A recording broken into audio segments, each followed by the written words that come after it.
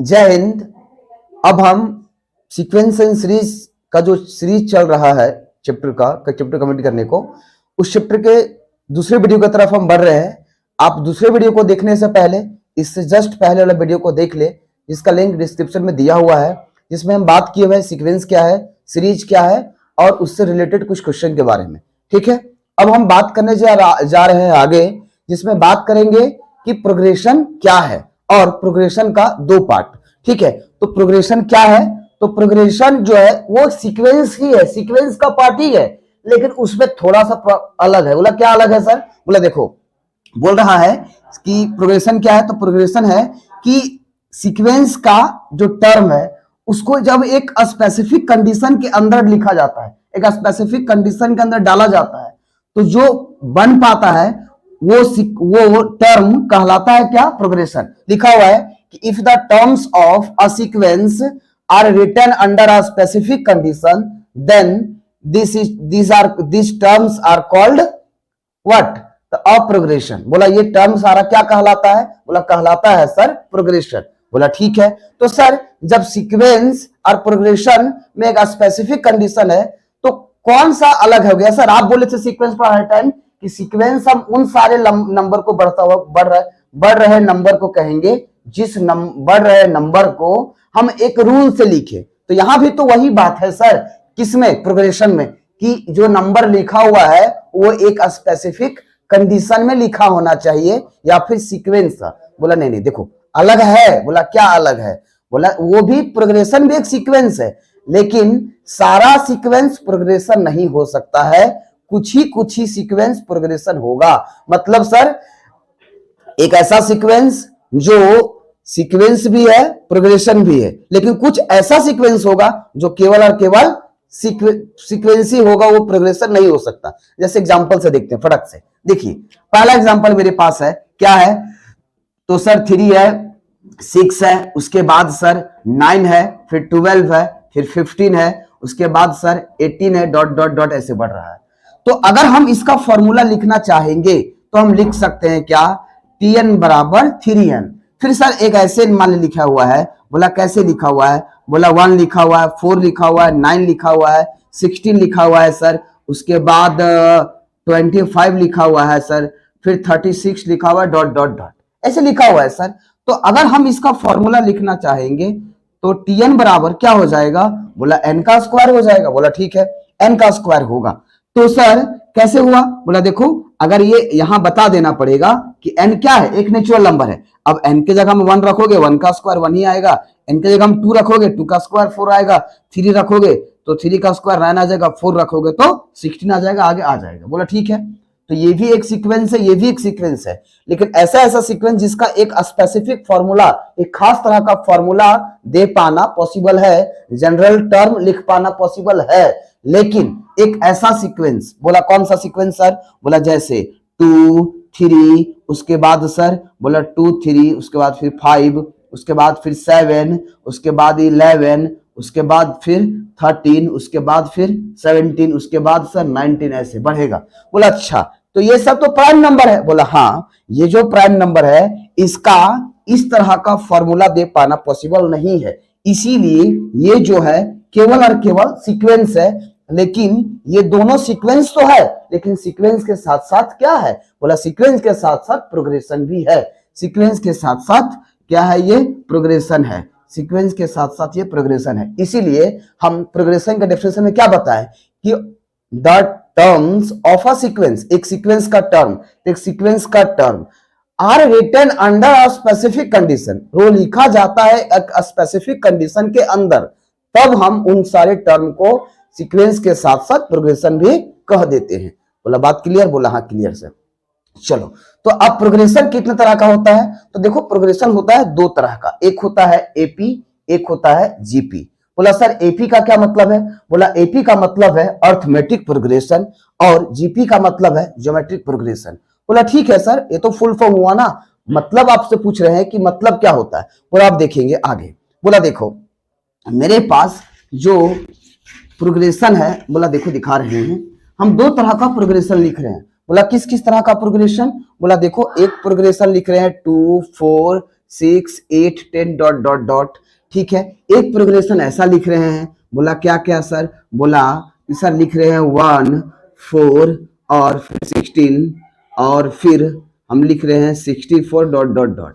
बोला देखो इस प्रोग्रेशन में क्या है, इस प्रोग्रेशन में ये मेरा पहला टर्म है, ये मेरा दूसरा टर्म है, ये तीसरा टर्म है, ये चौथा टर्म है, ये पांचवा टर्म है, इस तरीके से।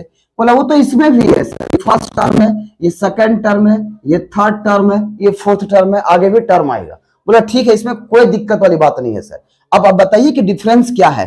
बोला देखो हम यहाँ पे सेकेंड टर्म में फर्स्ट टर्म को घटाएंगे। सेकेंड टर्म कितना है तो बोलोगे 4, उसमें घटाना किसको चाह रहे हैं, फर्स्ट टर्म को, मतलब 2, तो कितना आ जाएगा 2। फिर इसमें जो थर्ड टर्म है, थर्ड टर्म में घटा रहे उसके पीछे वाला टर्म, यानी कि टर्म 2, तो थर्ड टर्म कितना है बोलोगे 6, सेकेंड टर्म कितना है तो बोलोगे 4, तो हो गया सर। तो बोला ये कितना आएगा, बोला 2 आएगा। फिर सर आगे भी चेक कर लेते हैं। बोला ये मेरा फोर्थ टर्म है, फोर्थ टर्म के पीछे वाला टर्म कौन है, जस्ट पीछे वाला। पीछे तो बहुत सारा टर्म है, T3 भी इसके पीछे है, T2 भी इसके पीछे है, T1 भी इसके पीछे, लेकिन जस्ट पीछे वाला कौन है, जिसको हम प्रीवियस टर्म बोलेंगे या प्रीसीडिंग टर्म बोलेंगे। तो सर इसका प्रीसीडिंग टर्म यानी प्रीवियस टर्म, पीछे वाला टर्म है T3। T4 का वैल्यू कितना है 8, T3 का कितना वैल्यू 6, कितना आ गया 2 आ गया। तो आप देखिए कि यहां एक ऐसा प्रोग्रेशन है जिसमें दो टर्म के बीच का फासला, दो टर्म के बीच का अंतर, दो टर्म के बीच का डिफरेंस क्या आ रहा है, सेम आ रहा है। क्या आ रहा है, सेम आ रहा है।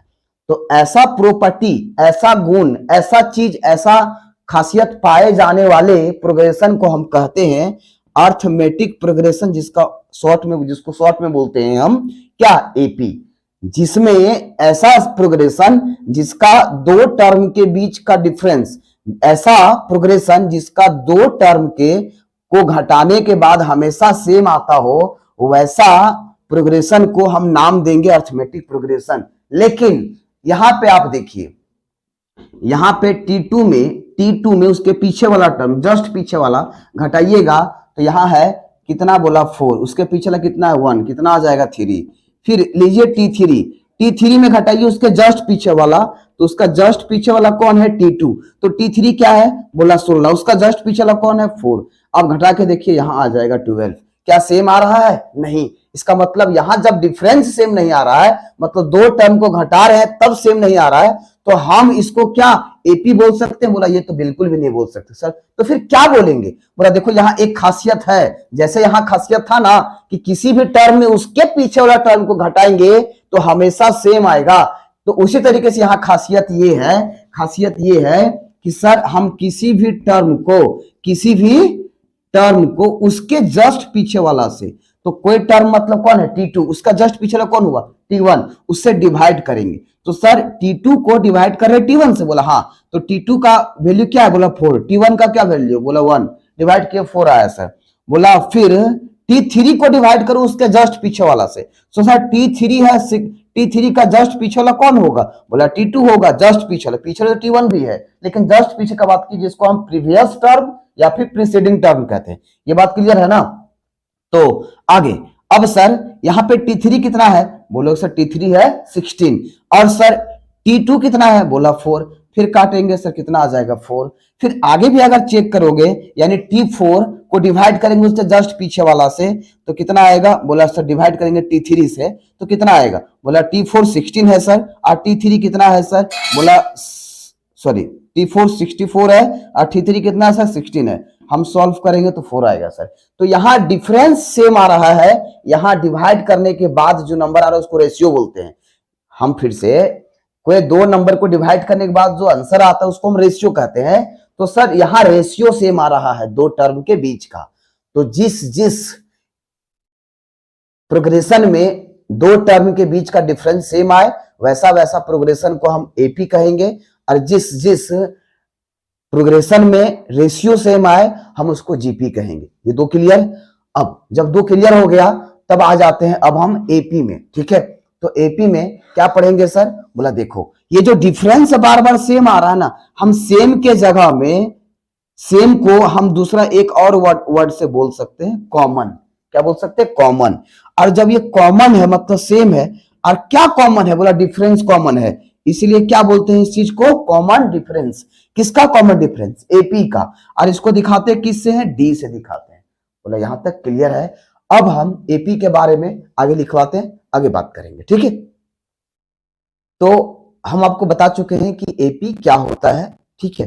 हम अगर डेफिनेशन का बात करें तो एक बार डेफिनेशन हम बता देते हैं कि any progression whose difference between a term and its preceding term is constant throughout। इसका यह मतलब हुआ कि सर अगर प्रोग्रेशन है और प्रोग्रेशन में जितना भी टर्म है उसमें किसी भी टर्म का उसके प्रीसीडिंग टर्म यानी उसके जस्ट पिछले टर्म के बीच का डिफरेंस अगर कांस्टेंट आता है, सेम आता है, तो हम वैसा प्रोग्रेशन को कहेंगे क्या? बोला एपी कहेंगे। डेफिनेशन लिखाना हम जरूर नहीं समझे, ठीक है, क्योंकि वो एग्जाम में आएगा नहीं, क्वेश्चन आएगा, हम क्वेश्चन देख रहे हैं। तो सर अब एपी के बारे में क्या क्या सीखेंगे? बोला एपी के बारे में सीखेंगे कि एपी का कुछ टर्म दिया होगा, जैसे अभी दिया हुआ है first, second, third, fourth term दिया हुआ है, टोटल 4 टर्म दिया हुआ है। अब हमसे इसके बाद वाला कोई दूसरा टर्म के बारे में पूछ रहा है, चाहे किसी भी टर्म के बारे में, हो सकता है कि 60वां टर्म पूछे, 60 टर्म पूछे, 70 टर्म पूछे, 72 टर्म पूछे, मतलब 72 पोजीशन पे जो आएगा वो, मतलब 72nd टर्म पूछे, या 8th टर्म पूछे, या 11th टर्म पूछे, कोई भी टर्म पूछ सकता है। तो कैसे निकालेंगे? बोला देखो ऐसे तो शॉर्ट है मेरे पास। बोला क्या शॉर्ट है? अगर आपको 10th टर्म निकालना है, अगर आपको 11th टर्म निकालना है, अगर आपको 12th टर्म निकालना है, अगर आपको 13th टर्म निकालना है, अगर आपको 14th टर्म निकालना है, तो बताइए कि यहाँ कौन सा टर्म है? बोला सर 10th टर्म। बोला 10th टर्म निकालना है ना, तो इस एपी का पहला टर्म लो, जिसको किससे दिखाते हैं? ए से। इसको किससे दिखाएंगे? ए से दिखाएंगे। और ए प्लस जितना है उससे 1 कम, 10 है तो 10 से 1 कम कितना होगा? 9 इंटू डी। डी क्या है सर? बोला डी जो तुम घटाते हो ना किसी भी टर्म में उसके पिछला टर्म, उसी को डी बोलते हैं कॉमन डिफरेंस। बात क्लियर है? बोला हाँ सर, फर्स्ट टर्म को, शुरू वाला टर्म को बोलेंगे ए, और जो किसी भी टर्म में उसके पीछे वाला घटाएंगे ना सर, जो आएगा ना उसी को कॉमन डिफरेंस बोलते हैं, जिसको डी से दिखाते हैं, वो यहाँ डी है सर। बोला ठीक है, अगर तुम्हें 10th टर्म निकालना है तो ए लिखो, डी लिखो, और डी के पास इससे एक कम नंबर से गुना कर दो। बोला अच्छा सर, अगर 11th टर्म निकालना है तो ए प्लस 11 से एक कम, मतलब 10, 1 डी लिखेंगे सर। अगर हमें 12th टर्म निकालना है सर तो ए प्लस 12 से 1 कम, कितना? बोला 11 डी सर। अगर हमें 13th टर्म निकालना है सर तो ए लिखेंगे 13 से एक कम, तो 13 से एक कम कितना होगा? बोला सर 12 डी। उस तरह से सर इसका हो जाएगा, आगे हो जाएगा। बोला ठीक है सर, ये तो हमें समझ में आ गया। बोला ठीक, तो वही बात यहां लिखे हैं भाई, देखोगे क्या लिखा है कि sir if the first term, अगर फर्स्ट टर्म जिसको हम बोलते हैं ए, एंड और कॉमन डिफरेंस किसका, मतलब उसको किससे दिखाते हैं? डी से। तो सर फर्स्ट टर्म ए और कॉमन डिफरेंस डी, किसका फर्स्ट टर्म और किसका कॉमन डिफरेंस? बोला ऑफ एन एपी, एक एपी का, आर गिवन, दिया जाता है। मतलब क्वेश्चन में अगर फर्स्ट टर्म ए दे देता है और डी दे देता है, किसका? एक एपी का, तो क्या करना है? बोला देन तब एनी टर्म, कोई भी term, 16 term, 15 term, 17 term, 20 term, ठीक है, 20th टर्म, 21st टर्म, कोई भी टर्म किसका? उसी एपी का ऑब्टेन्ड, मतलब निकाला जाता है, प्राप्त किया जाता है बाई, किसके द्वारा? बोला टीएन बराबर A plus N minus 1 into D, इससे निकाला जाता है, इसी फॉर्मूले से निकाला जाता है। ये जो है वो जनरल टर्म है, nth टर्म है, किसका? एपी का। ये nth टर्म है या जनरल टर्म है, ठीक है। अब आगे तो सर बात करोगे जनरल टर्म nth टर्म क्या होता था, हम बताएं शुरुआत में कि nth टर्म या जनरल टर्म वही होता है जिस टर्म के मदद से उस प्रोग्रेशन का या उस सीक्वेंस का कोई भी टर्म को निकाला जा सके। तो एपी का जनरल टर्म का मतलब है कि दुनिया का कोई भी एपी रहेगा सर, और उसका किसी भी टर्म को जिस फॉर्मूले से निकाला जाएगा उसको कहेंगे उसका जनरल टर्म। तो हर एक एपी का, दुनिया का जितना एपी है उसका एपी का क्या होगा? General term. बोला यही होगा टीएन बराबर A plus N minus 1 into D. अगर चाहो तो लिख सकते हो हेयर, यहाँ पे कौन क्या है? बोला यहाँ पे टीएन बराबर लिखोगे, टीएन बराबर एनएस टर्म, लास्ट टर्म, ठीक है। उसके बाद ए बराबर क्या है? बोला फर्स्ट टर्म। एन क्या है? तो बोला एन जो है नंबर ऑफ टर्म है। नंबर ऑफ टर्म का मतलब सर, बोला इसमें 1 है, 1 है, 6 है, 11 है, 16 है। अभी कितना टर्म दिख रहा है? 4 टर्म दिख रहा है तो यानी n का वैल्यू हो जाएगा 4। लेकिन अगर 12 को टर्म रहता तो n हो जाता 12। इसका यह मतलब है सर कि उसमें कितना नंबर है, कितना टर्म है, उसी को बोलते हैं n, यानी n बराबर नंबर ऑफ टर्म। बोला ठीक है सर। और d क्या है? बोला d तो बता दिए कॉमन डिफरेंस। बोला ठीक है सर, इसमें जितना भी चीज यूज की हमको सब पता चल गया। अब क्वेश्चन बनाइए। बोला कैसे बनाएंगे देखो। तो सर जरूरी है कि हर एक बार फर्स्ट टर्म a दे दे, कॉमन डिफरेंस d दे दे? बोला जरूरी नहीं है, देगा अगर हर बार नहीं तो कभी कभी निकालने का रास्ता दे देगा। जैसे अभी दिया हुआ है कि फाइंड द T16 मतलब 16th टर्म किसका, ऑफ द AP, इस AP का 16th टर्म निकालना है। तो कैसे सॉल्व करेंगे सर? बोला पहले लिखेंगे गिवन दैट क्या क्या दिया हुआ 1 6 11 16 डॉट डॉट डॉट। तो हम क्या बोले थे कि शुरुआत वाले टर्म को, फर्स्ट शुरू में जो नंबर है उसको बोलते हैं a। तो आप लिखोगे हेयर, मतलब यहां a बराबर कितना है 1। d कैसे निकालेंगे सर? तो d निकालने के लिए किसी भी टर्म में उसके पीछे वाला टर्म। तो सर अभी हम ले रहे हैं मान लीजिए 6 को, तो 6 लिया, अब उसका पीछे वाला टर्म कौन है? बोला 1। बोला ठीक है, तो 1 घटा दो तो कितना आ जाएगा सर? बोला 5 आ जाएगा। यहां तक क्लियर है? बोला हाँ सर, a और d निकल गया। बोला जब a और d निकल गया तब तो तुम इस फॉर्मूले से निकाल सकते हो। बोला क्या निकाल सकते हैं सर? बोला जो टर्म पूछा है। क्या पूछा है? बोला सर देयरफॉर मतलब इसलिए T16 मतलब जो टर्म पूछा है वो टर्म। क्या बताए थे सर आप? a उसके बाद सर यहाँ n के जगह हम कितना, बोला इधर लेफ्ट साइड जहां n है वहां कितना रखे हो? बोला 16। तो इधर भी जहां n है वहां रखो 16। बोला अच्छा ठीक है सर। 16 माइनस 1 इंटू में क्या है? बोला d। अब सर a नहीं रखेंगे सर। बोला क्यों? क्योंकि a का वैल्यू है कितना है? a का वैल्यू बोला 1 प्लस 16 माइनस 1 कितना आ जाएगा? 15 इंटू में d है। d का क्या वैल्यू है? तो d का जो वैल्यू है सर मेरे पास वो है 5। तो सर हम लिख देंगे 5। अब यहां देखोगे ध्यान से, ये 1 रहेगा, ये 1 रहेगा। 15 इंटू 5 कितना आ जाएगा? बोला सर 15 इंटू 5 डायरेक्ट आ जाएगा सर 75। बोला ठीक है, 75 और 1 कितना हो जाएगा? बोला 76 हो जाएगा सर। तो अब देख लीजिए सर, बोला 1 का 1 होगा, 15 पचे 75 हो जाएगा सर, 75 और 1 76। तो ये मेरा हो जाएगा आंसर। एक क्वेश्चन कंप्लीट है। और क्वेश्चन देखेंगे। दूसरा क्वेश्चन है कि फाइंड 8th टर्म मतलब 8th टर्म निकालो किसका? ऑफ एन AP, एक AP का, जो AP क्या है इस तरह से है।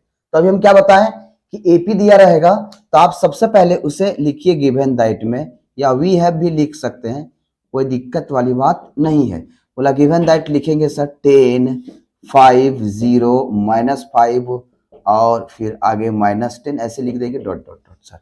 अब हम इससे, क्योंकि हमको 8th टर्म पूछा है सर, तो 8th टर्म पूछेगा तो हमें दो चीज का हमेशा जरूरत पड़ता है सर। बोला किस किस चीज का? बोला एक 8th टर्म पूछा तो यहां रखेंगे 8, यहाँ a तो पता नहीं है अभी, फिर यहाँ भी n के जगह में इधर रखें 8 तो इधर भी n के जगह में रखेंगे 8 माइनस 1 इंटू डी सर। अब ये a हो रहेगा, 8 माइनस 1 आ जाएगा 7d। बोला देखो हर बार इतना करने की जरूरत नहीं है भाई, जितना टर्म बोलेगा a प्लस जितना बोलेगा उससे एक कम इंटू में d, खत्म। ठीक है? बोला हाँ सर। तो अभी जरूरत हमें दो चीज का है, a का और d का। तो जब भी कोई टर्म निकालने बोलेगा AP दे देगा, आप दो ही चीज निकालिएगा, एक a और d पता कीजिएगा। अगर दिया है पहले से कि a बराबर इतना d बराबर इतना, तब तो आप बहुत लकी इंसान है। ठीक है, पूजा जा करके आए हुए हैं, कोई एग्जाम में कोई दिक्कत नहीं है। लेकिन नहीं दिया है तो फिर आपको पता करना पड़ेगा। बोला कैसे पता करेंगे सर? बोला देखो यहाँ दिया हुआ है ना 10 5 0, तो आप जानते हैं कि शुरुआत में जो आता है उसी को AP बोला जाता है। बोला ठीक है सर, अगर शुरुआत में जो आता है हम उसको AP बोलेंगे तो लिखेंगे हेयर a बराबर कितना? बोला सर a बराबर है मेरे पास 10, और सर फिर d बराबर, बोला d बराबर कैसे निकालेंगे? बोला d निकालने के लिए हम बताए थे कि कोई भी टर्म में, चाहे तो ये टर्म में इसके पिछला टर्म घटाइए 10 को, या तो ये टर्म में इसके पिछला टर्म घटाइए 5 को, कोई भी टर्म चलेगा। तो सर आप ऐसा करो ना कि ये जो 5 है उसी में उसका पीछे वाला घटा दो। बोला कौन वाला? उसका पीछे मतलब 10। बोला घटा दिए, कितना आएगा? बोला +5 माइनस 10 आ जाएगा सर -5, प्लस माइनस माइनस होगा, 5 में जाएगा 10 तो 5 बचेगा, लेकिन क्या है ना सर कि बड़ा है कौन, बोला 10, उसका चिन्ह, उसका साइन, उसका माइनस जो है साइन, इसीलिए हम माइनस लेंगे सर। ये हो गया। इसीलिए हमसे पूछा है सर डायरेक्ट कौन सा टर्म, 8th टर्म, तो यहाँ T8 लिखेंगे। अब 8th टर्म पूछा तो सर हम जान रहे हैं a प्लस, इससे 1 कम, कम मतलब सर बोला 1 कम मतलब 7। अब सर a का वैल्यू कितना है, a का मान है, a का वैल्यू है 10 प्लस 7 और d का मान कितना है सर, d का मान ही बोले या वैल्यू बोले, तो वो है सर -5। बोला ठीक है, बोला 10 लिखो और 7 5 को इससे मल्टीप्लाई करो तो कितना आ जाएगा, बोला 7 5 35, मतलब 7 पते 7 पचे 35 प्लस माइनस माइनस, अब कितना आएगा सर, बोला प्लस और माइनस, माइनस होगा तो 35 में 10 जाएगा तो बच जाएगा -25। ये होगा। याद रहे भाई कि ऐसा क्वेश्चन जैक में पूछता है अक्सर, ठीक है। तो आप ऐसा क्वेश्चन जो बताए अभी 2 क्वेश्चन वो आप कर लेंगे। इससे पहले जो बताए थे, इससे पहले वीडियो में, उससे भी क्वेश्चन आता है। जहां जहां आएगा क्वेश्चन के ऐसा क्वेश्चन पूछा जाता है वो हम आपको हिंट करते चले जाएंगे, आप ऐसा क्वेश्चन प्रैक्टिस कर लेंगे, ठीक है। अब हम क्वेश्चन चेंज करेंगे। अब देखिए सेम वैसे ही क्वेश्चन, लेकिन थोड़ा सा क्वेश्चन पूछने का तरीका चेंज है।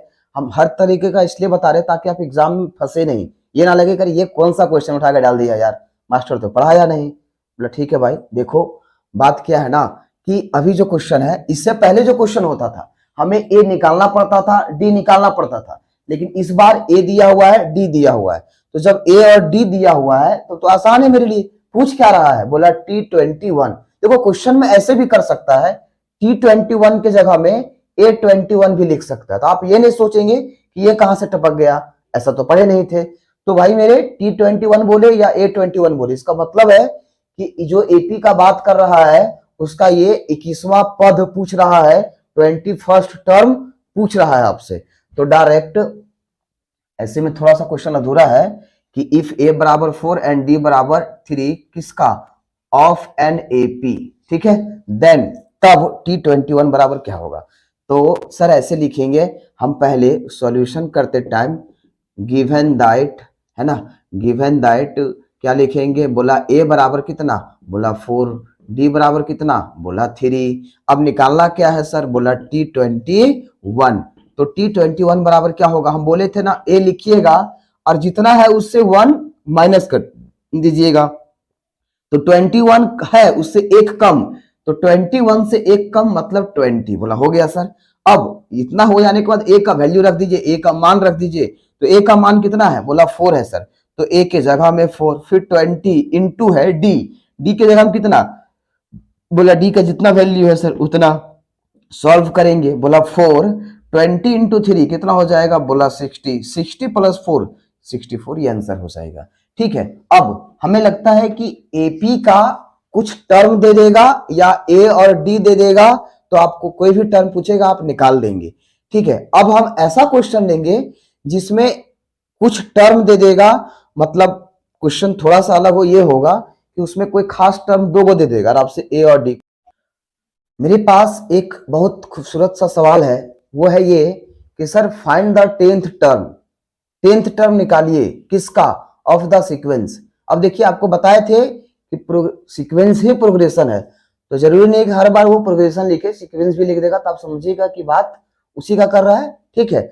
अब आगे, अब क्या है ना सर कि सीक्वेंस का में पूछ रहा है 10th टर्म, बोला हुज, जिसका 7th टर्म और 12th टर्म, 7th टर्म और 12th टर्म आर कितना कितना है, बोला 34 64 रिस्पेक्टिवली। बोला ना समझ में नहीं आया क्वेश्चन, बोला कोई बात नहीं, आप इतना तो जान रहे हैं ना भाई कि आपको सॉल्यूशन में 2 चीज पता करना रहता है। जब भी मैथ्स बनाए तो कोशिश कीजिए 2-3 चीज पता करने का, क्या क्या दिया हुआ है वो पता कीजिए। बोला क्या क्या दिया हुआ है वो सर, वो तो हम पता कर लिए। बोला क्या क्या दिया हुआ है, बोला पहले बोला है 7th term and 12th term are 34 and 64 respectively. बोला यही तो नहीं समझ में आया सर कि रिस्पेक्टिवली का क्या मतलब होता है। बोला देखो भाई रिस्पेक्टिवली का मतलब, स्पेशली दिक्कत हो रहा है उन लोगों को जो जैक से पढ़कर आए होंगे, रिस्पेक्टिवली का मतलब होता है क्रमशः।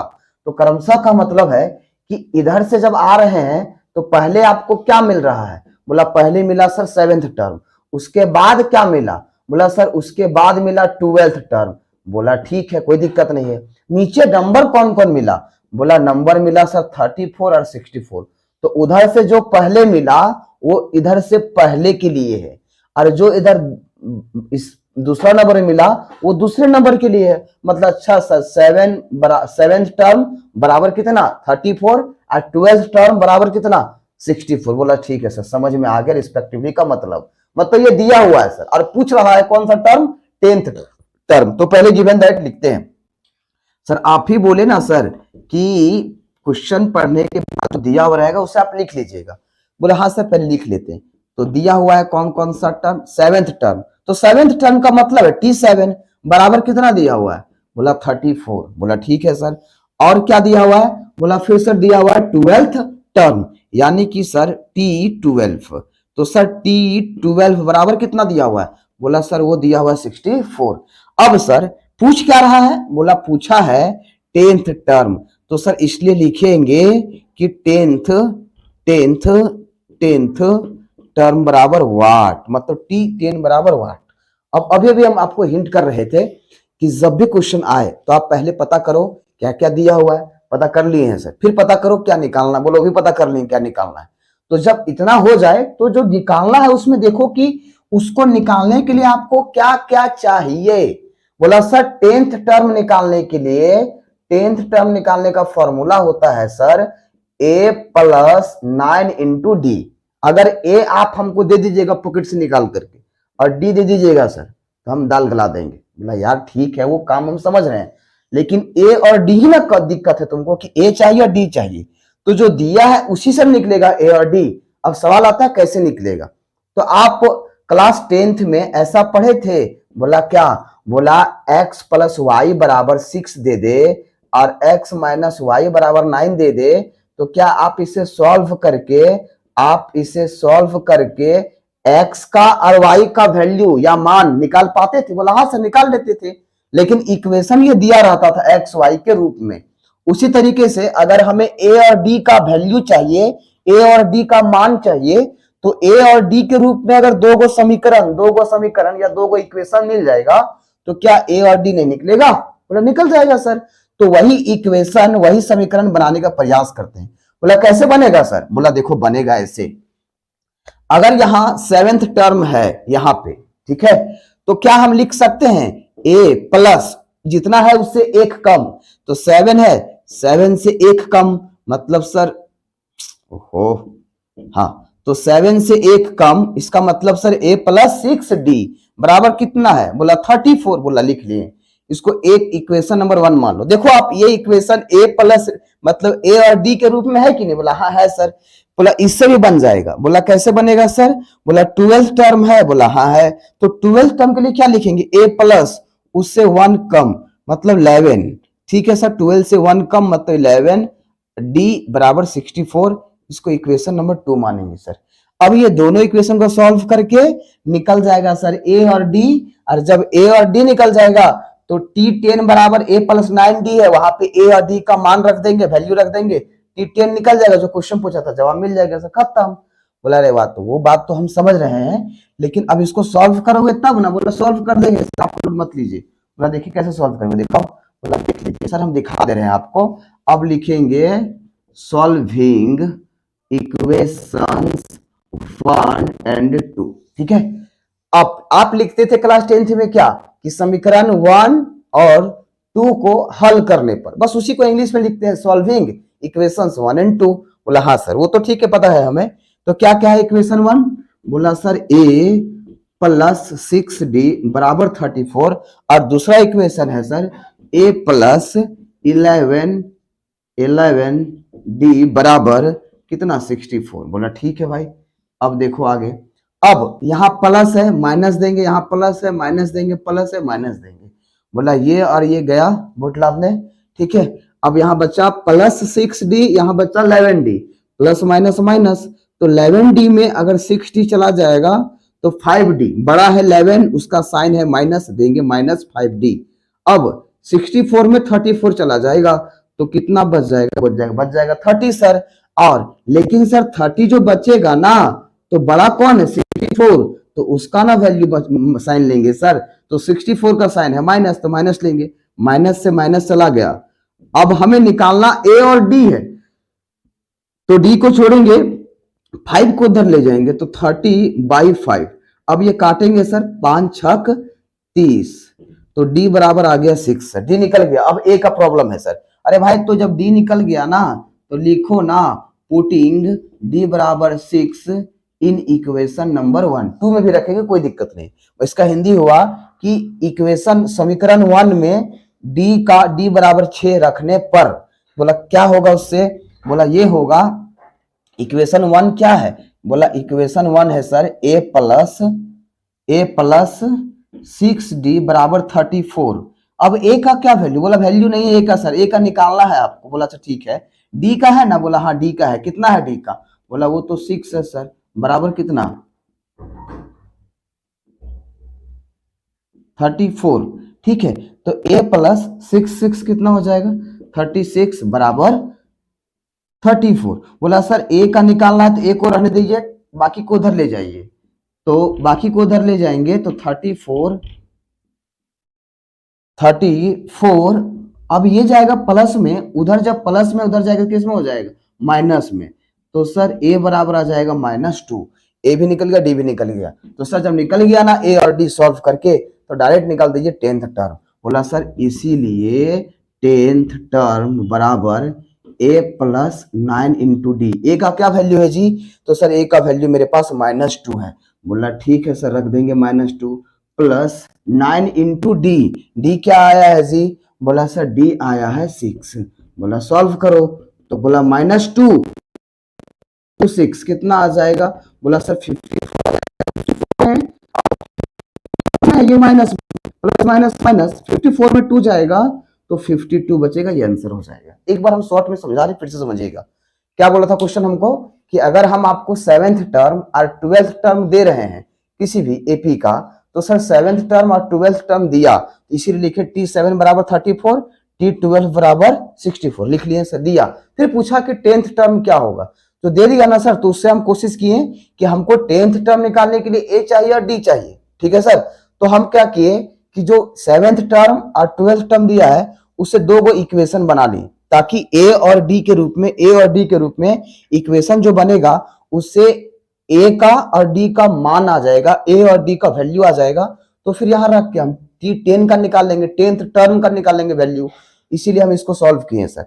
तो सर T7 का हम जानते हैं कि a प्लस जितना है उससे एक कम इंटू डी बराबर 34 होता है सर।